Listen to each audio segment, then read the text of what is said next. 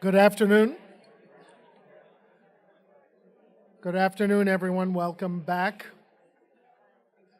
We hope you enjoyed. The break, and I hope you will excuse me for participating in the program at this unusual point. Let me introduce myself to those of you who don't know me. I'm Harold Holzer. I'm the Jonathan Fanton Director of the Roosevelt House, and I was teaching when I should have been greeting you this morning, or at noon. So I'm happy to do so and to have the opportunity from Elizabeth to do so now.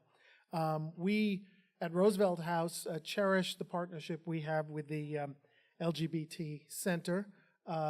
This is the second or third symposium event that we've hosted here at Roosevelt House. A home which, in its reincarnation, not just as a social center at Hunter College, but as a public policy institute, was designed for the exploration of new and interesting and useful ideas in a whole wide range of public policy and human rights issues. So this is a great honor for us to have another provocative and important program from Elizabeth Payne.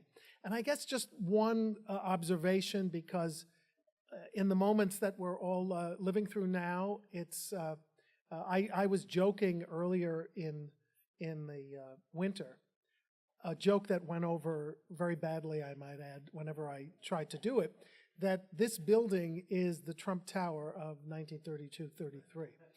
Well, your reception is much nicer. I should have waited and launched the joke here.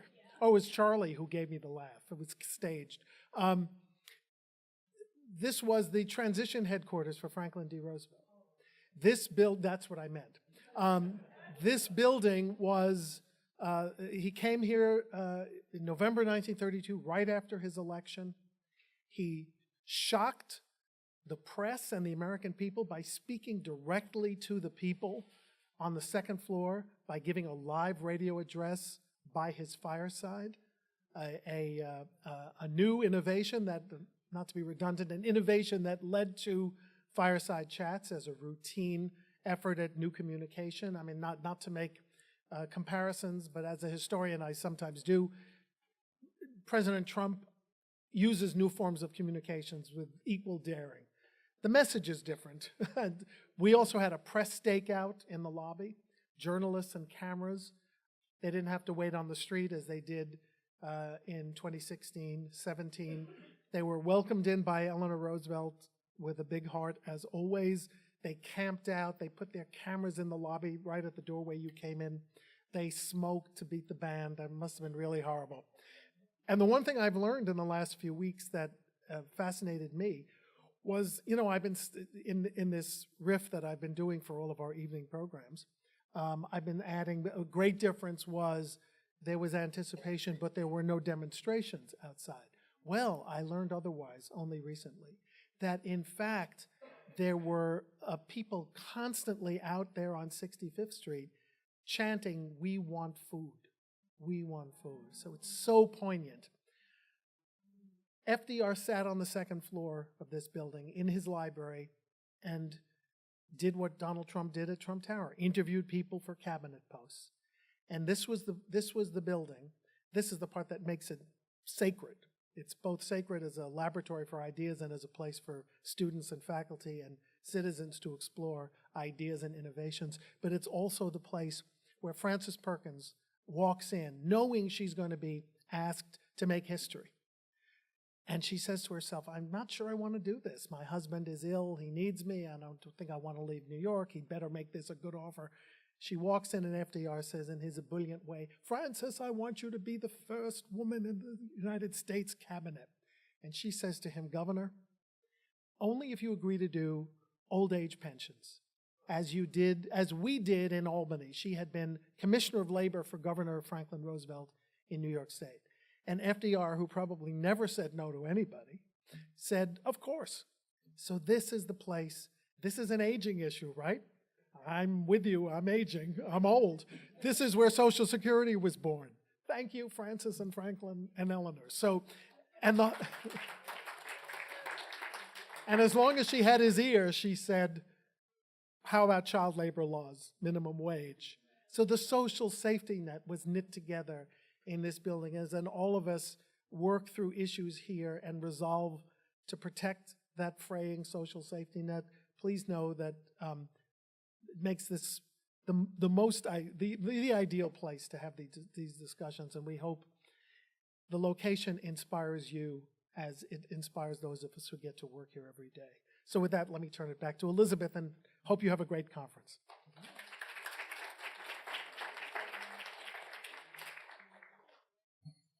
Thank you so much, Harold. I didn't know that about aging policy in this building, and that does give us a renewed sense of purpose in being here today. Thank you for that. So our next panel is creating LGBTQ aging-friendly communities, and I am going to turn it over to Lindsay Goldman, who is going to moderate this panel for us. Lindsay is Director of the Healthy Aging Center for Health Policy and Programs at the New York Academy of Medicine. So welcome, Lindsay, and our second panel. Good afternoon, everyone. It's wonderful to be here and to hear that bit of history that I certainly had not heard before. So I'm going to be very brief and introduce our panelists so that we can get right to a fascinating conversation. So first we have Mignon R. Moore of Barnard College. We have Aaron Tax of SAGE. We have Mohan Vinjamuri of Lehman College. Robin Fenley of the New York City Department for the Aging, and we're so thrilled to welcome Council Member Richie Torres. So we will get started with Mignon.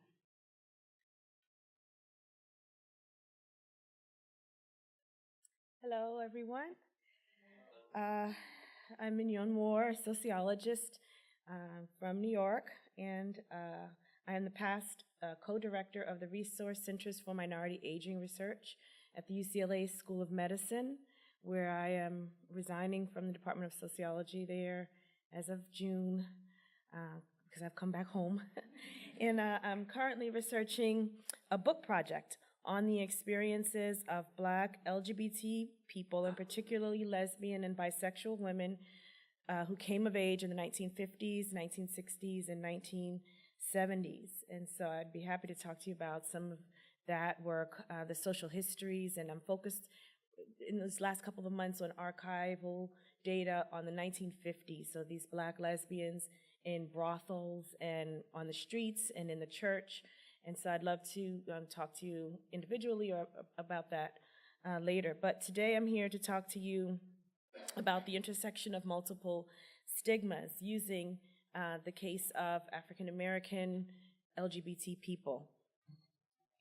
African American LGBT people. So I have two objectives for my remarks. One is to, let's see.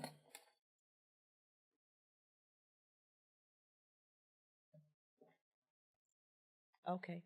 So my first objective is to describe the unique social disparities faced by LGBTQ older adults and explain why it's useful to think about how stigma affects elders through the case of African Americans, and then offer ideas where we can build interventions to reduce stigma.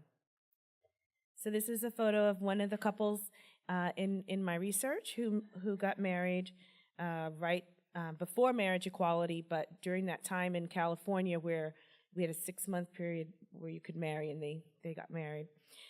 So the CDC estimates that there are more than 3 million sexual minority adults age 60 and older in the U.S., and this number is expected to double over the next 2 decades. And so we're here because for the first time in history, there's a generation of LGBTQ individuals who are approaching retirement or who have already retired. But we know, we're all in here because we know that studies of older sexual minorities have been scarce, and then studies of racialized sexual minority group members are even less common. So I'm talking about the vulnerability of older sexual minorities who are also members of other targeted groups, and the vulnerabilities they face in health and social resources. So we have mental health, physical health, access to care as critical issues for this population. And we also know that LGBTQ older adults have a higher prevalence of engaging in risky behaviors such as smoking, excessive alcohol use, and risky sexual activities. And many of these experiences with poor health are associated with experiences of victimization and stigma. There are specific barriers to facing formal health care in systems where, of course, providers don't consider that these are LGBT people. And then there are financial instability and legal issues that are important for our group as well. And we can't forget, of course, plain discrimination.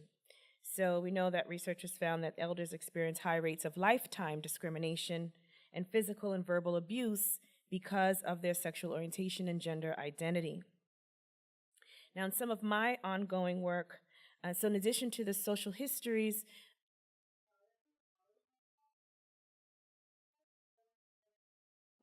because I'm going to talk about racial differences. Yes. Would you like to see the other one? No? Oh, okay. Oh, no, that's all right. So what I wanted to say was that in addition to the social histories that I'm working on now, the first part of my work looked at social support and the multi-directional exchange of social support for African American sexual minorities. And so I found that African American sexual minority elders are different from what the research says on heterosexual and white LGBTQ counterparts. Now, you might say the research is wrong, and I would say, you know, I'm not going to argue with you, but but anyway, so there's I talk about the multi-directional exchange for African American elders, where they provide support to their families, but for different reasons, they do not always receive support, even when they need it, and those reasons have to do with the silencing, self-imposed silencing of their sexual minority status. And so the elders that I think about and that I've been working with came of age at a time when their gay sexuality was often practiced in a way that concealed their sexual identities and hid the depth of emotional partnerships with others. And so they choose to keep private any activities associated with their LGBT identities, and therefore they don't ask for the kind of help that they need, but they're consistently providing the help. And so there are these really interesting stories about the LGBT elders, you know, people in my study born before 1955, who are there to take care of their aging parents, or who take in siblings, children, when the siblings are not able to care for them, and that sort of thing.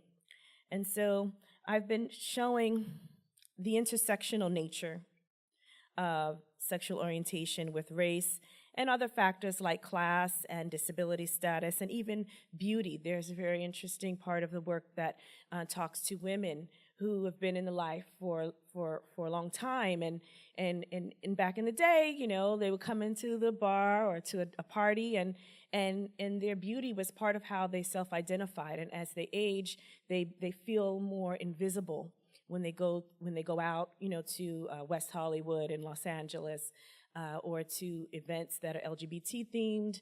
And so that's interesting, and I'm thinking about multiple intersections, focusing on race because of my group, but also thinking about other intersections. So I'm just trying to skip around a little bit because when I see the little note, it makes me nervous.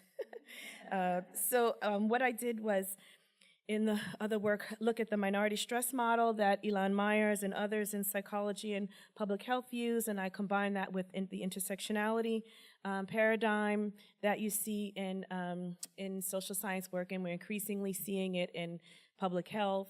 My colleague Chandra Ford at UCLA School of Public Health has been trying to bridge race theory with theories of race and intersectionality with public health. And I know some other folks are doing that too. So this minority stress model says that they may have a similar vulnerability across sexual orientation categories, but there are these national and global racial inequalities, which mean that the one down status of being a sexual minority is compounded for African Americans because of historical and contemporary racism. So there are several features of African American elderly populations, such as a greater likelihood of living in extreme poverty, having inadequate income, and experiencing social isolation, and those things are relevant to their health outcomes.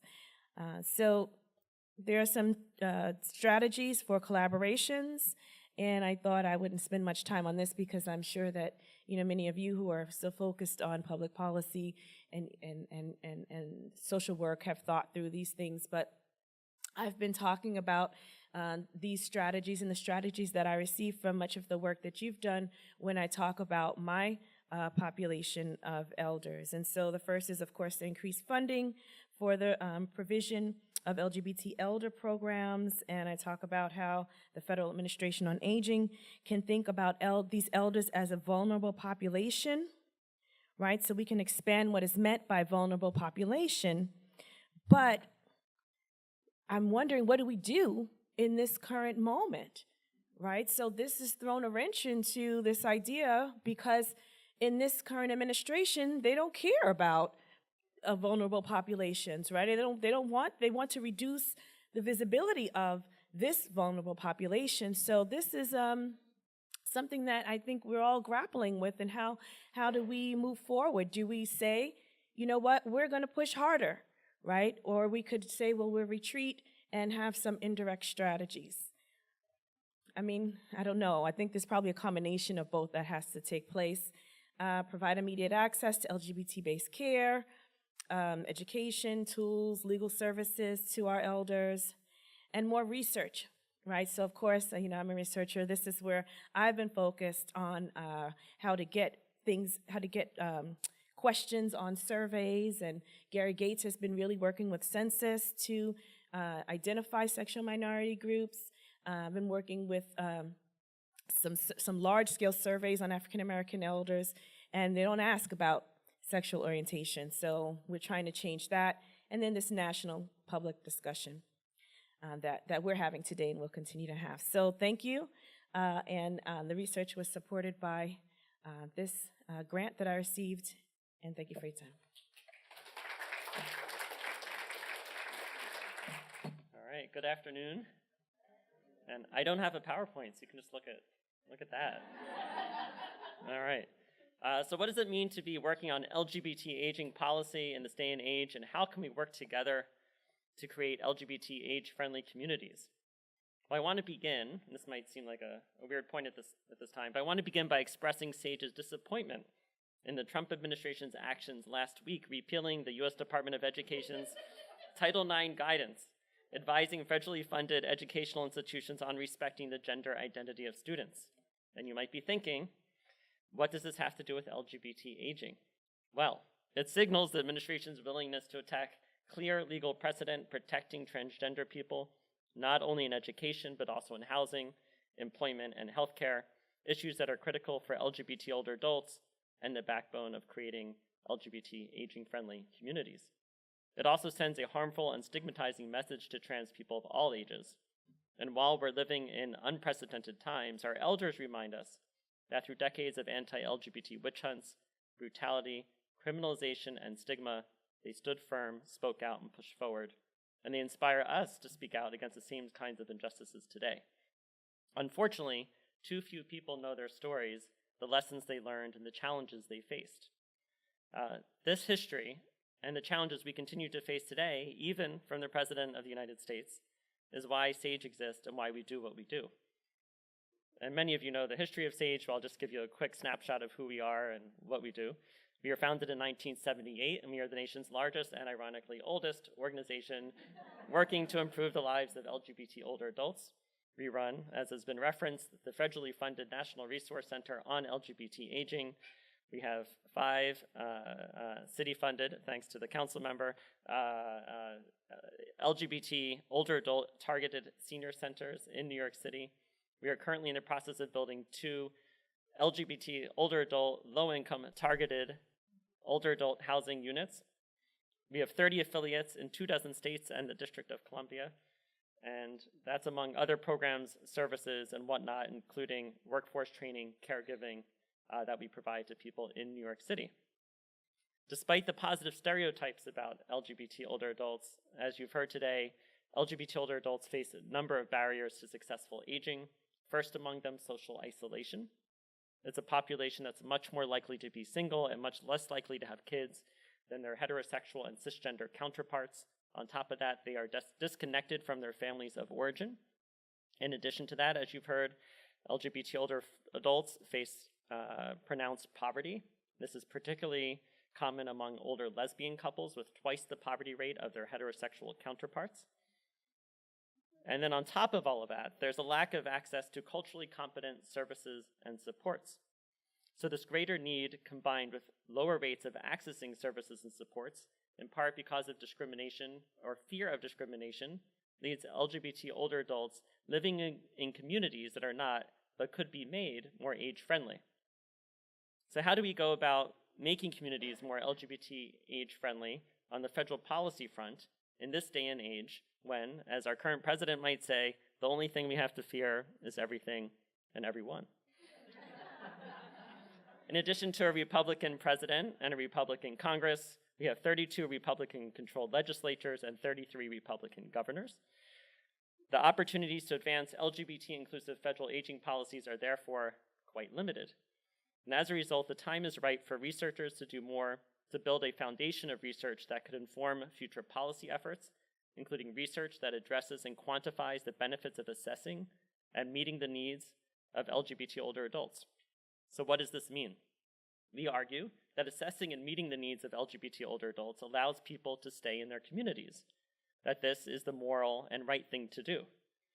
That message, however, does not necessarily resonate with Republicans in power in these days.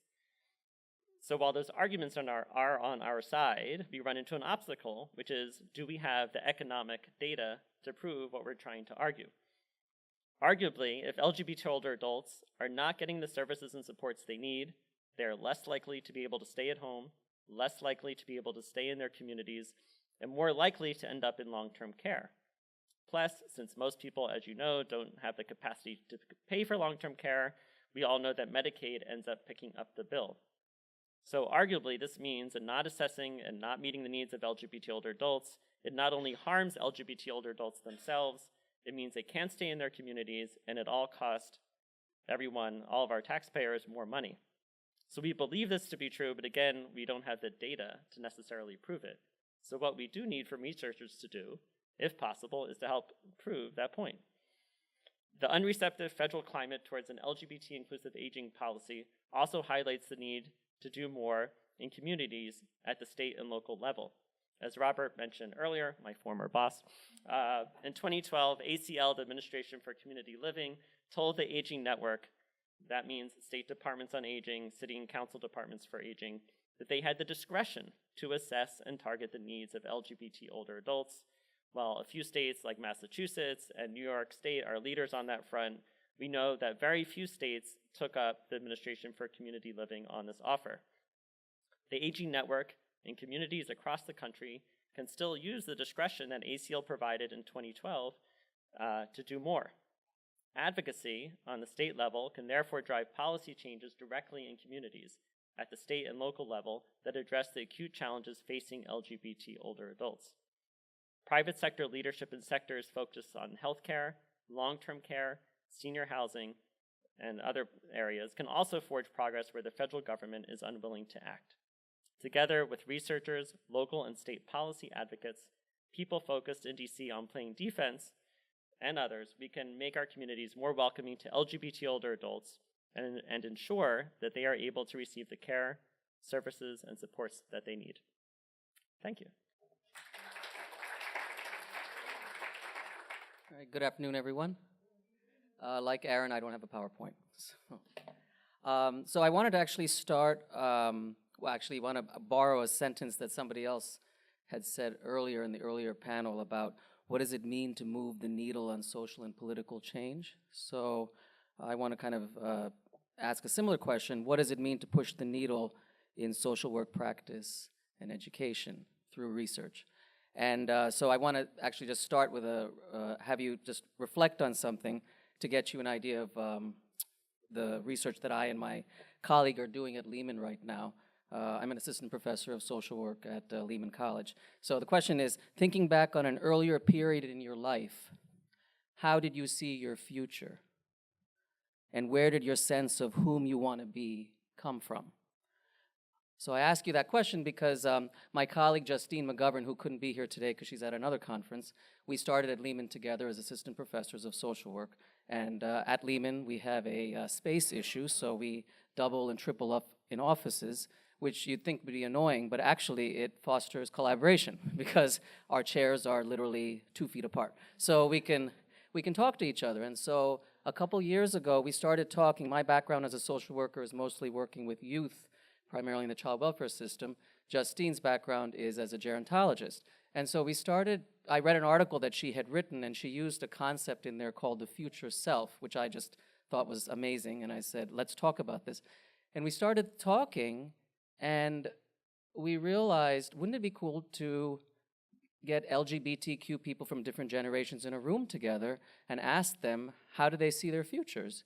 And what helps them to see their future? What gets in the way of them seeing their futures? And wouldn't it be great to have a 20-year-old talk to an 80-year-old? And Justine's background, she has practice experience in intergenerational programming. And so hence what's happened is a wonderful, fruitful collaboration, which I'm going to tell you about right now, about how to bring intergenerational social work practice to LGBTQ communities. So as has been said in many of the previous presentations, LGBTQ people from all generations face a number of challenges. And in addition to those challenges, they possess protective factors. In social work, we are constantly looking for protective factors. And so one of the two protective factors is individual and community resiliencies. And so we're very curious about what can LGBTQ people of different generations do for each other to build those resiliencies that are inherently in us. And so the thing is, the research shows that LGBTQ people of different generations face some similar challenges. There may be some different challenges, but there's also similar challenges. Experiences of institutional cultural bias and discrimination, lack of family support throughout the life course, in some cases absence of role models or insufficient role models. And so there's some commonalities in terms of the challenges and the resiliencies that LGBTQ people face. So where does intergenerational social work practice come in? So intergenerational programming has long been recognized in the United States as an evidence-based best practice with a significant positive impact on participants of all ages. And if you're not familiar with intergenerational programming, intergenerational programs consist of educational, recreational, therapeutic, and advocacy projects that bring people together from different generations. And the outcomes, positive outcomes that have come out of intergenerational work with various communities have been improved physical and mental health, improved academic performance, enhanced coping and social skills, and a big one, I think, that's been talked about today is social isolation. And so intergenerational programs have been shown to reduce isolation and loneliness. And then I think importantly for LGBTQ people of all generations, it promotes a sense of awareness about specific issues, and especially now when we're talking about what do we do with this administration in Washington in terms of raising awareness. So I think I invite all of us to think about how we can raise awareness of the issues that LGBTQ people face, and how can we do that through generations, having generations work with each other to raise that level of community awareness, not just within LGBTQ communities, but in communities who can be allies. So, but despite the proven success of intergenerational programs, there are few such programs available to LGBTQ communities in the United States, and that's including in New York City. That doesn't mean there aren't any, but we're not capitalizing on something that can be really used. And also, many of these programs have not been systematically evaluated for their long-term efficacy, sustainability, or replicability. So just to tell you what we're doing right now. So my colleague Justine and I, we're currently involved in a pilot study. We got a small grant, and we're working actually with SAGE. Where's Aaron? We're working with the Bronx SAGE Center, they've been wonderfully supportive of us. And we're doing a pilot study where we've been doing some focus groups with LGBTQ people of different generations. In fact, we just had a second focus group about a week ago. And what's been really amazing, first of all, is how appreciative people are to have this space to come together. And it's just been very moving for me. As I've been getting older, I think I'm starting to become conscious of issues of different generations, and especially what older people face. And so there's something that we're realizing through this pilot study about creating these kinds of spaces for people who may not necessarily be in the same space together, in terms of and how they can talk to each other about how did they envision their lives maybe 2, 3, 4, 5, 6, 7 decades ago. How are they envisioning their lives right now? And how can, let's say, an LGBTQ person of this time period where social policies and the social climate is quite different than it was, let's say, five decades ago, how can they really connect around envisioning this future for each other? And how can we support each other to envision that future? So thankfully, this is a pilot study, and a couple months ago, we were awarded a large grant from Robert Wood Johnson Foundation, and to do basically the grant was called Global Ideas for U.S. Solutions. And so what we're going to be doing through this 18-month project starting this summer is we are bringing an evidence-based intergenerational practice model that was developed by the International Longevity Center in the United Kingdom. And we're actually going to be replicating some of their programs here in New York City. And those programs involve intergenerational arts, oral history, and advocacy projects. And we are going to see how it works here in New York City. And bringing together, again, LGBTQ people from different generations. And the cool thing about having a collaboration that Justine and I have is we tend to, because of our practice backgrounds, I need to constantly be reminded of older adult issues, and she needs to be reminded about young adult issues, and so that's what's great. And we're both middle adults, so that's kind of cool. So we've got all the generations covered. And so then finally, what we're hoping is going to come out of this project that will be starting in the summer is we want the participants in this study. It's a study/intervention. What we're developing is a group-based intervention that we hope the participants will actually take to community agencies and see how there's going to be an evaluation component to this project.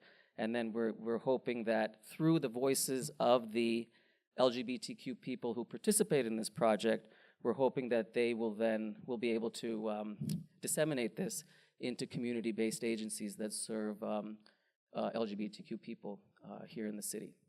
And so that's my presentation. Thank you. I actually was sharing with Aaron. I was a little. Everybody had such, straight and serious PowerPoints. And it's like, oh, here come the flowers, So, but at any rate, I just the ideas that have been coming out today have just been awesome, and when I'm just hearing about all the collaboration activities that could be happening, I want to just put myself out there for the department. If anybody here wants to do any kind of collaboration with any of the departments in any of the units within the Department for the Aging, please contact me. I will gladly hook you up. We have a very responsive commissioner. Donna Corrado, I'm sure many of you have worked with her over the years, and I know she's all about this, so this would be great. So, and actually, just kind of as an aside, I'm going to just tell you that I am all about advocacy. I'm going to start with advocacy, and I'm going to end with advocacy, and you could hear that throughout today as well. So what this is, what I'm really going to give you now is just sort of an overview of an age-friendly project that started back in 2008 under Mayor Bloomberg. And again, it was realizing the changing composition of New York City, and how do we make New York City a more livable community, one that would be accessibility is not an issue, and how do you sustain it? And as we all know, I mean, anybody who does program, it's about sustainability. It's great while you have the money, but once the money goes, what do you do? So you can see it was an initiative with government, New York Academy of Medicine, City Council, and community and business partners. And while DFTA is here, know that there have been other, just about every other city agency has been involved in it as well. So the guiding principles is really basically saying, you know, we're all going to be aging, God willing, and aging is not either an illness, nor is it a commodity. And I think we're seeing this a lot. We've been seeing this, you know, as the boomers have gotten bigger and bigger in terms of numbers. You see all the business that comes out of it. You know, not bad, you know, everybody needs to make a living, but at the same time, aging is not a business, or we should not consider ourselves products, I guess. But it's also about involving the actual people who are aging in identifying what are the problems, what's going on out there, what could potentially be the solutions, and then how do you build on the resources that are already existing in our community. And key and foremost, I mean, I love being in New York City. The diversity, you cannot find it anywhere else. And what's really great, so I've been with the department since 2001, and I can tell you, I have just seen the recognition within the agency about the diversity of the city, of the population, and responding to it. It's really, really been encouraging for me. And I've not always been in government, so I know what it's like on the other side too. So, and I just want to say what's nice is being on the other side, and then you come into government, you bring what you know on the outside in. And that's how you make things happen, by having somebody on the inside who can help push forward agendas. So the domains in this age-friendly is about community and civic participation, housing, public spaces and transportation, health and social services. So within DFTA, and again, as I said, there's other agencies that are involved, but one of the things that we are working on is the development of a cadre of volunteers. The Volunteer Resource Center, again, we're talking, you know, usually you would think of older adults being out there doing the volunteerism. I just did a presentation the other day for participants, you know, for volunteers for the Resource Center, and there were people in there that were like in their mid-30s. And so what they do is they just get trained on how to properly do volunteerism, and they have been assigned to programs within the department, such as the bill payer, which is something that will help people stay at home. You know, usually the one thing that gets people to the attention of the formal care systems is when they are no longer paying their bills, their rent, their utilities, et cetera. Health promotions around blood pressure screenings, et cetera, and HICAP, which is telling people all about Medicare, the changes in Medicare. Anybody remember when Medicare Part D came out? Oh my God. So, and there's a lot of volunteers for HICAP as well. Funding went for innovative senior centers, which really, holy cow, okay, 5 minutes already. The innovative senior centers are really, it's really about robust programming and kind of like raising the bar in senior centers. And so I want to say, I want to give a shout out to SAGE for the innovative senior center that they have. That's right, Catherine. It was the first LGBT dedicated senior center in the country, and having SAGE Story, which makes sure to keep the LGBT experience on the front burner. Additional funding from City Council basically allowed and ensured that the SAGE Center was now in all 5 boroughs. That's great. And also what happens, you may recall there was a tragedy of someone who was released from prison and attacked 2 children in the elevator, killing one of them. Out of that, the mayor put funding into the anti-violence program. And so our Grandparent Resource Center goes out to 5 targeted high-risk NYCHA developments and provides information and training for the grandparents, as well as hooking them up with community services. Here we go with the intergenerational work study program. I would totally want to talk with, continuing this, the speaker before, how can we work together with the intergenerational work program? I just really feel that's a whole entity that has the group of population that is just out there, just waiting to join with everybody. Foster grandparents is helping individuals, young kids that are at risk. Housing, what a problem. Everybody knows we have a problem with housing. One of the really nice things are the NORCs, the Neighborhood Naturally Occurring Retirement Communities, which is basically aging in place. And then supportive services are put into place to allow them to stay there for a longer period. Vision Zero initiative, this is about basically just reducing pedestrian fatalities and has had some positive outcomes. DOT, expanding the pedestrian space. Market rides. I love this idea of market ride where you have the school buses that are off hours and being used to take seniors to whatever it is. You see the variety of things. Why hasn't that been done before? But it's being done now. In health and social services, it was a collaborative effort to get legislation for Silver Alert to help the public, allow the public to help PD notify when individuals are lost because of dementia. Falls prevention, once again, I think the biggest reason for emergency room is falls in older adults. And then, all right, SAGE, Citywide Caregiver, very close to my heart. This serves caregivers of LGBT seniors, providing the host of services. Once again, I think talking about advocacy and educating each other, it was through having SAGE come into our portfolio of caregiving services that we began to hear about the problems of providing services in the community for the LGBT community. HICAP, as I had said earlier. I thought this was a big deal having, yay, we do training for culturally, to make culturally competent staff. This really so needs work. So any of you out there, we do work with SAGE in terms of trying to develop this kind of culturally competent staff, but at the same time, always room for improvement. And so this is really it. This actually is from Hillary Clinton. Never stop believing that fighting for what's right is worth it. And that is exactly it. This was from the Women's March a couple of weeks ago. There was another sign, actually. It was an older woman who, it was actually kind of crude what was on it. But essentially she couldn't believe that she was still having to go out and advocate for you-know-what, right? So at any rate, but it is about advocacy, everybody. You cannot, we all have these services because somebody spoke up. And that's the only way that we're going to continue to have services and have these services responsive to what we need. And that's it. Thank you.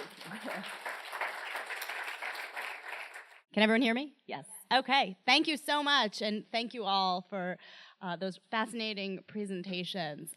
So I have a few questions that I would love to ask, and then I'm going to open it up to the audience to ask some questions as well.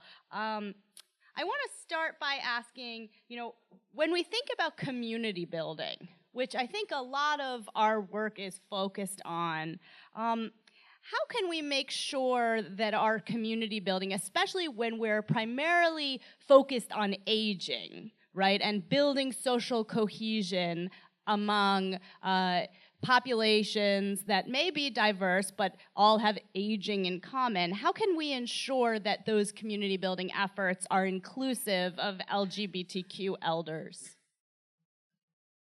In my mind, it's always just about starting that conversation. You can start with whatever your community is that you're calling community, and if you see that there's a seat that's not filled at the table, meaning another representative community, It's about somebody just having the courage, if that's what it takes, to go out and bring someone in. It's conversation. I was just going to add that many times the people in the room don't recognize what's missing. And so it's not that they want to exclude groups, they just haven't thought about certain groups because of their own perspective or vantage point. So that's why it is important for us to have a voice and to insert that idea. Because many people who direct programs are constantly looking for ways to service their populations, and sometimes it is about awareness of who your population is. I think I didn't mention it in my talk, but one of the underlying purposes in the work that I was describing is about challenging ageism and the intersections of ageism and heterosexism. And I was mentioning that we had done a focus group a couple weeks ago, and the whole topic of role models came up in the discussion. And it was interesting because I think sometimes when we think of role models between generations, we may think, oh, the younger is looking up to the older. But what was actually emerging in the focus group is how much that the older people in the room were actually looking up to the younger people. And it was like actually turning it around there was a very interesting thing that was going on in the room in this focus group and around perceptions of who can be a role model. So I think, and within that, there's probably some ageist perceptions about who's supposed to be a role model, who can't be, and all those.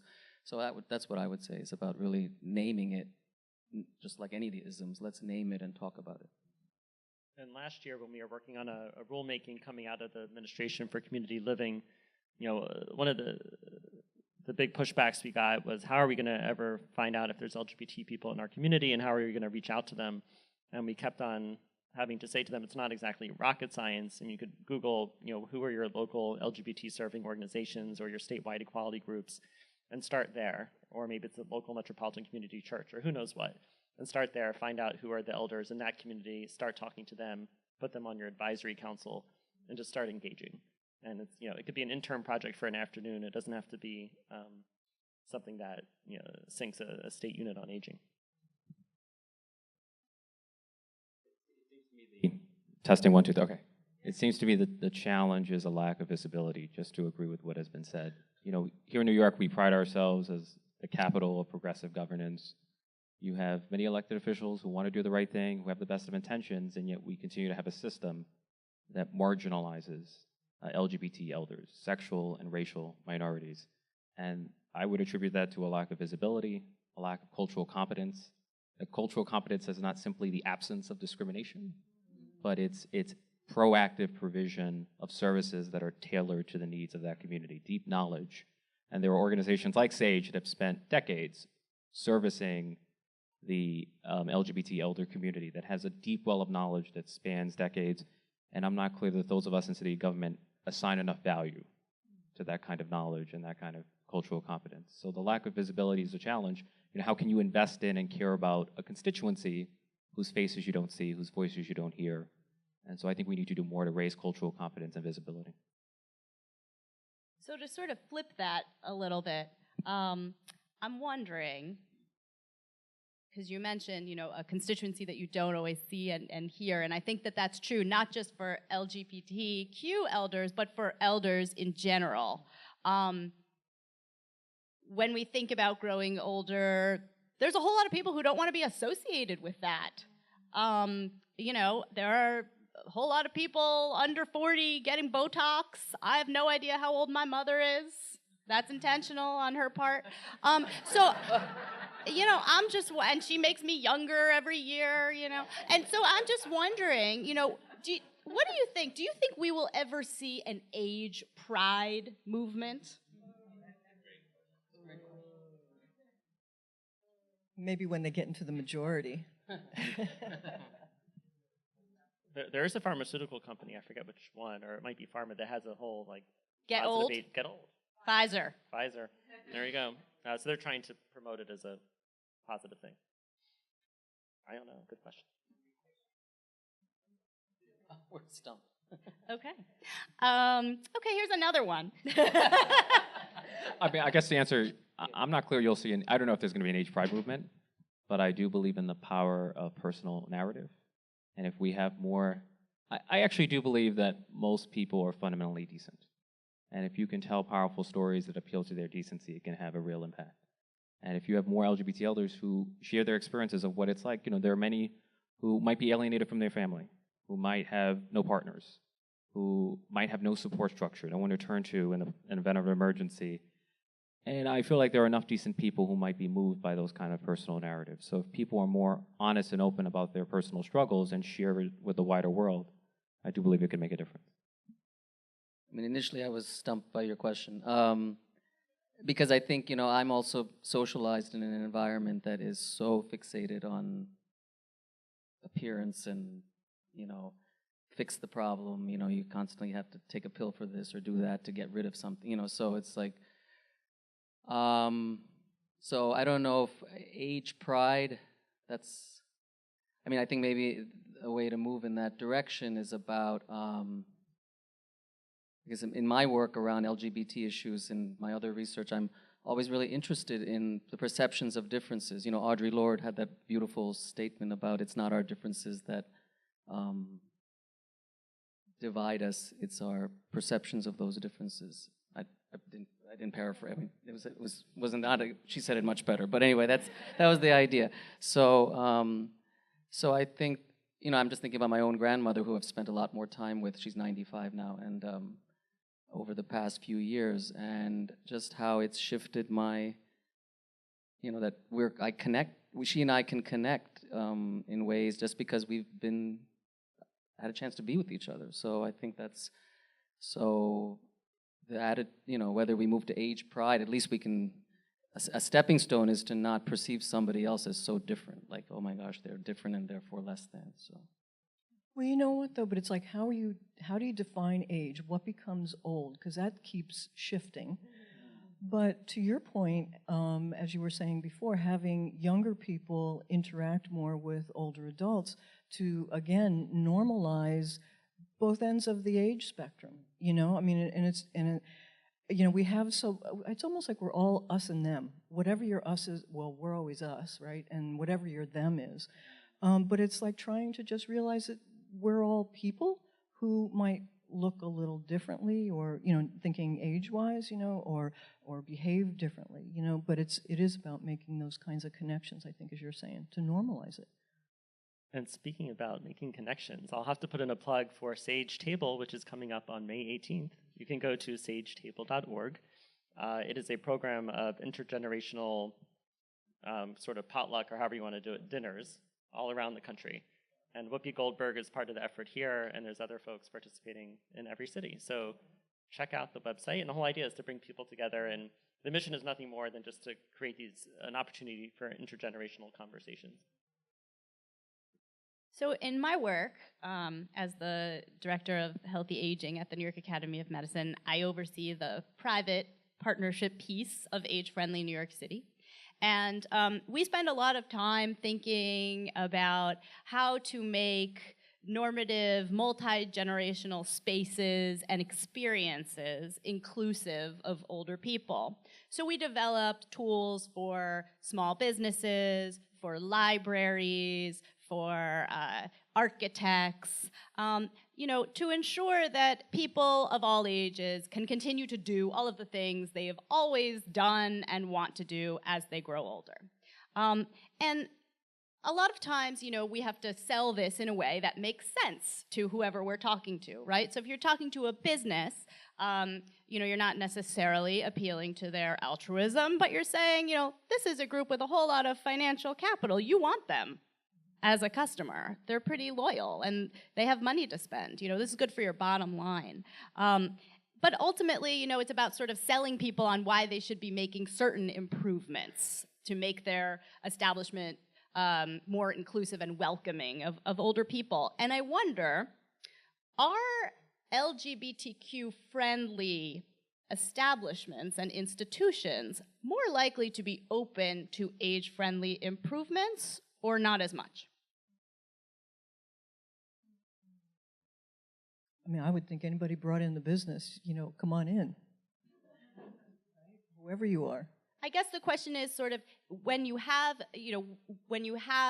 openly LGBTQ friendly organization, institution, business, right? Is there a tendency toward inclusion of people of all ages more so than an establishment that does not identify as, outwardly supportive? Well, I think there's a tendency to mistake LGBT cultural competence for the totality of the LGBT community. Mm-hmm. When in fact, not every trans person feels, you might have a service provider that is culturally competent generally for the LGBT community, but not for the trans community in particular, not for LGBT seniors. So I think there's a tendency to confuse the two. I do. I mean, when I teach my students, I just taught last semester an elective on social work with LGBTQ communities up at Lehman to undergraduates. And one of the realizations that students made, that they, both LGBTQ and non-LGBTQ in the room, was that, wow, there's discrimination within LGBTQ communities. It was actually like this light bulb, like, wow, gay people discriminate against each other. It's like especially around race and the racism when we talk about intersectionality, the racism within LGBTQ communities. So I don't know if there's something inherently about being LGBTQ that suddenly makes you more. It's kind of like what you're saying about the us-them. It's almost like we can't help ourselves and we keep creating this us and them whatever community we're in. So I know that's not that hopeful, but to acknowledge that can happen. And I'll give you 2 examples of why it's not necessarily the case. Our National Resource Center on LGBT Aging has 3 target audiences, so it's not only LGBT older adults themselves and aging organizations, but it's also LGBT serving organizations, because they don't always understand how to be LGBT culturally competent. The second example, which sort of gets to your question, is the Montrose Center in Houston, Texas, which is an LGBT center there. And they did have the inclination to serve LGBT older adults. But in terms of cultural competency, they didn't really know how to go about doing it the right way to start. So the initial name for their program included gay or LGBT in some form or another in the name of the outreach program, and they realized people didn't show up because elders did not want to tell their friends that they're going to some big old gay program. So they changed the name of the program to Spry, which has in it rainbow, which to me sounds equally gay, if not more gay. But to them, that was okay because they could tell their friends they're going to the Spry program. And LGBT older adults started showing up, not only from Houston, but from all around the surrounding area.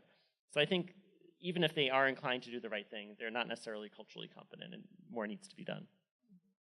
I guess I was thinking when I'm listening to your question, I'm thinking about like parties and bars and social spaces, and I was trying to think of what other kinds of businesses or institutions you might include there. And I know for those kinds of spaces, they are still targeting a certain look or aesthetic.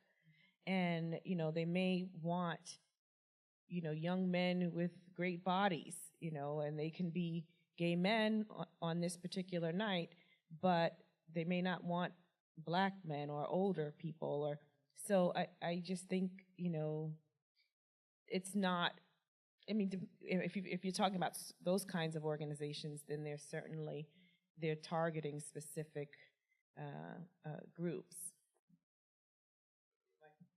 This might be silly, but I think what works is these great, like HRC has the equality index, right? And I know businesses, elected officials, we're sensitive to these grades that we are. So if you had advocacy organizations that assigned like a failing grade for LGBT elder culturally competence, you're going to get those businesses to think more deeply about how to more effectively serve LGBT elders. Because ultimately what you need is a cultural change, but that does not happen overnight. But in the short term, you could have LGBT elder advocacy organizations adopt some equivalent of an equality index to create an incentive. And on that note, I'll mention that SAGE is currently working with HRC on such an index. Secondly, we have our SAGE Care Credentialing Program that was referenced a little bit earlier, which does credential long-term care settings and other places for their LGBT cultural competency based on training. Just like that. But that would be really interesting in thinking about using that kind of a standard with queer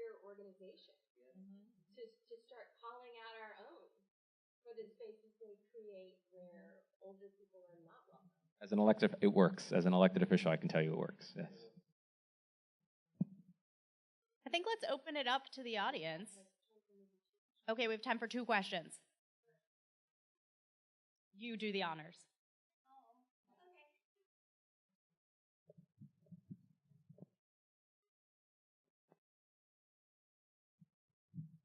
I wanted to talk about the politic of language. So racism is most often referred to, classism less so, and ageism never. And it's very interesting that in all of your talks here, I never hear the talk of ageism. And it's really important because it's a part of what happens, that it's part of the discrimination against, and it's not older because somebody is always older than someone else. I mean, we are old, and ageism is really a term that you all need to talk about and refer to, and I think you were the only one who mentioned it. And then I wanted to say that many years ago, because no one has also mentioned it, and it's the history of what it means to be old in America, really, is an organization called OLOC. And there are some who know of it, but never once mentioned. Old lesbians organizing for change. And I was part of the original creation of OLOC. And actually, I was one of the first ones to do a workshop at NGLTF around what it means to be old and talk about ageism. So it's a reference point that you need to remember when you talk about what's going on with old LGBT people in this world. And there's a lot of discrimination. And so, I mean, you don't have a problem talking about race and racism. And also class. Class is very important in the particularization of what it means to be who we are in this world. And you talked about transportation. I live in Penn South.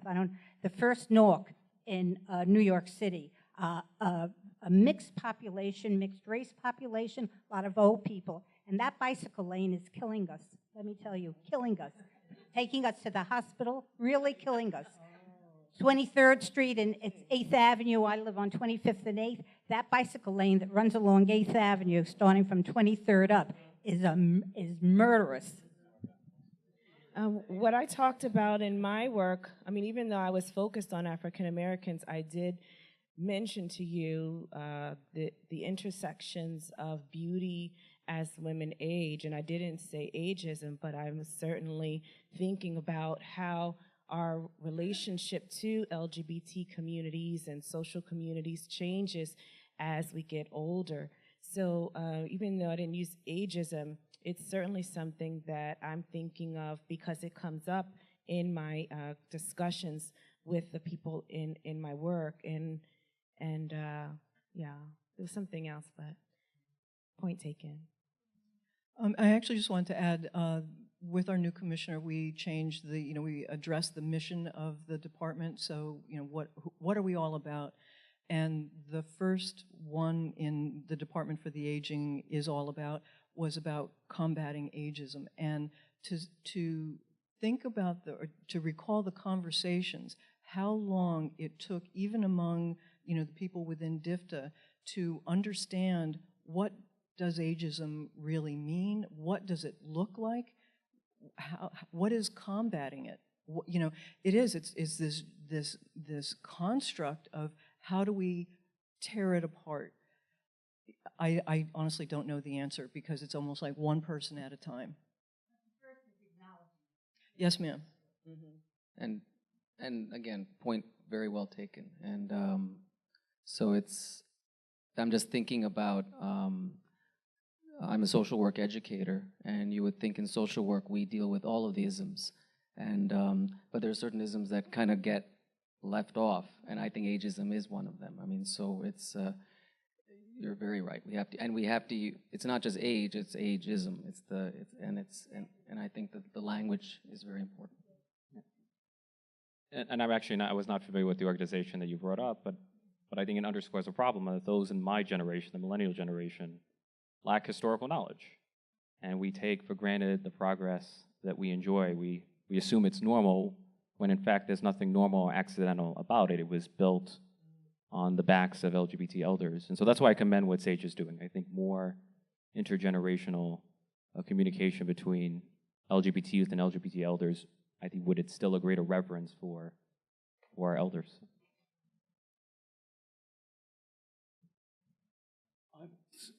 I'm sort of wondering. We are in a city, and we're not unique as a city of the arts. I mean, the state of the arts. And the use of the various arts, including writing, oral histories to communicate, and getting away from, you know, the scientific quantifiers that we're in an epoch, as everyone will admit, that there's a frontal assault on both science and education, which we have to push back on. But oral histories and documentaries like the one of Baldwin, to take his words, theater and puppetry and music and whatnot, seem to be the ways that we should be using to communicate. And I'm wondering what your thoughts are on that. And I would wonder a specific thing. Pride was brought up. When Montreal decided to do its Pride, they've done it as diversité, to take everyone in. So they have this grand thing that incorporates everyone in the city. We have, and we're going to have the annual small-scale celebration on Sunday in Woodside of St. Pat's for All, which resulted in a breakthrough in the bigger St. Pat's celebration over here.